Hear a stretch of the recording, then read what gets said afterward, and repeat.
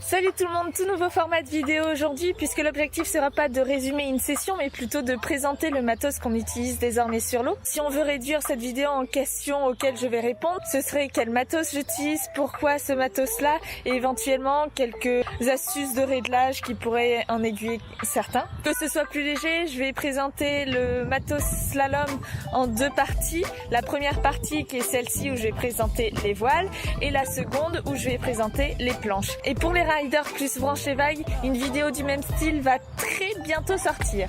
Donc, je vais avoir l'occasion aussi de parler de matos que je n'ai pas forcément, mais que j'ai eu l'occasion d'essayer lors du test matos qui s'est déroulé au Défi Wind 2018.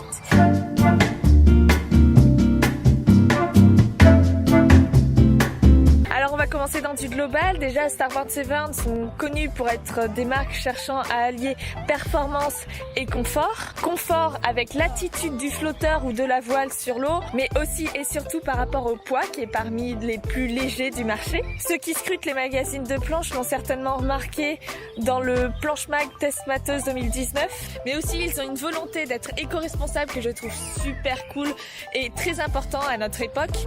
Par exemple par la diminution des emballages plastiques qui sont substitués par des emballages carton, par les straps qui sont faits en matière recyclée, ou bien le flotteur qui a une résine bio. Et puis aussi et surtout, à chaque achat d'un flotteur Starboard, il y a des mangroves qui sont plantées.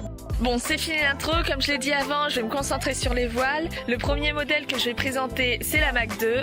Alors la Mach 2, je l'ai en 7,8 et en 7 mètres. Ici, on a gréé la 7 mètres avec son mât Apex Pro 430, le Wish Enigma Carbon. Ce sont des voiles 7 lattes, 4 camber. Elles sont plutôt cataloguées comme des voiles typiques de course.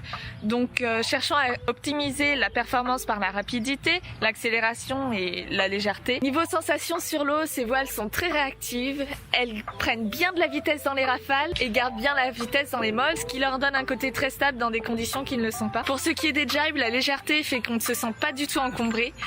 Et n'ayant pas la condition physique de Hulk, cette petite note fait bien plaisir.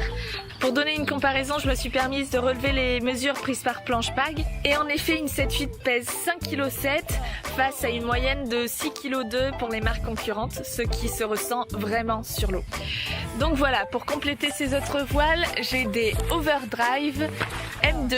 Je les ai en 5,5 et 6,2. Ici, on a gréé la 5,5 avec un mât 4 mètres RDM Blue Line. Je vais vous expliquer pourquoi on a choisi ce mât-là. C'est aussi une petite astuce qui pourrait être intéressante. Et puis là-dessus, on a le Wish Blue Line qui n'est pas le carbone, c'est le alu.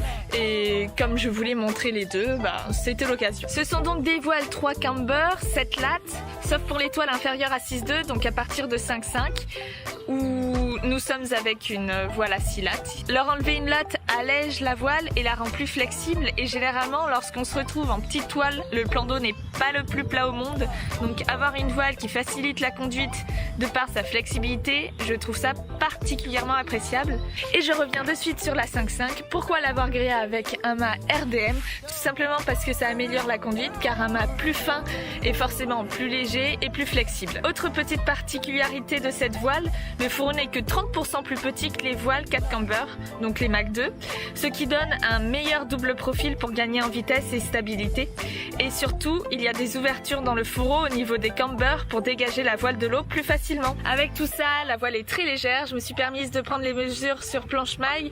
La 7,8 Overdrive M2 pèse 5,1 kg face à une moyenne de 5,7 kg, non 5,8 kg pour les marques concurrentes. Opportunité d'essayer la NCX, une voile sans camber, qui est plutôt cataloguée du coup matos free race, mais j'avais vraiment l'intention d'en parler parce que j'avais apprécié naviguer avec dans une session en mode sans pression, free session, voilà. On a vraiment l'impression de ne rien avoir dans les mains et puis tout est dans la sensation, tout est dans la glisse quoi, c'est vraiment très agréable. Et voilà, c'est tout pour les voiles. Finalement, on retrouve dans chacune des voiles de la légèreté qui est possible par des matériaux qui composent la voile, qui sont novateurs et ultra légers. Je me suis pas attardée sur les matériaux parce que tout simplement ça ne parle pas à tout le monde.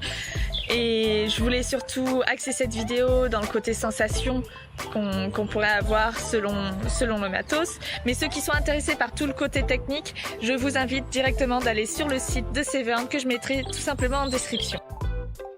Checkez la deuxième partie qui présentera les flotteurs Starband. Salut! I've been thinking about what to do. Been thinking about me, about being you. For a long time, I tried to find reason to stay here in this cage of mine. Well, I don't need no borderline. I don't need that frame of mind. Let me tell you, I don't